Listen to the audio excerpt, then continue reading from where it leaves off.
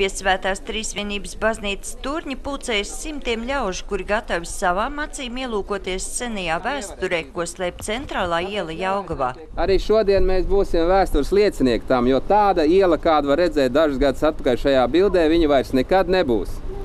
Jau šodien viņa tāda nav.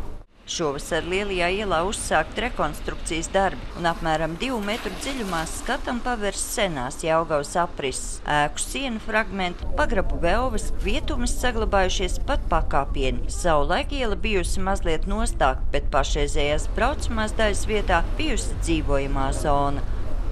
Tāds mazliet trīcīgs noskaņojums. To visu aptverot, ka šeit tik sen ir bijis būvis un ielas un kultūra sava. Ekskursanti steidz nevien fotografēties uz senajām drupām, bet ir gatavi pa kādam vēsturiskam ķieģelim pat mājās aiznest. Glabāšu šo ķieģeli, lai mazbērns redzētu mūsu Jelgavu. Esmu šeit dzimusi 1947. gadā pilī, un lai arī viņš atcerētos mūsu veco Jelgavu.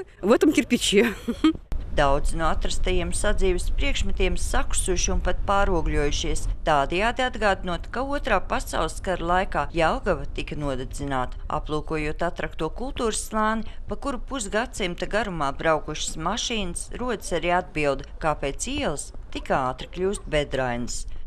Šajā vietā te parādījās, kur autobusu pietura bija saglabājusies betonēta pārsedze pāri pagrabam, zem kur pusmetra tukšums. Un cilvēki visu laiku saka, es te stāvu pieturā, kā autobusu piebrauc, dzird noklāp, blablā, blablā. Izrādās apakšā tukšums, nu kā viņš var neklabēt, ja?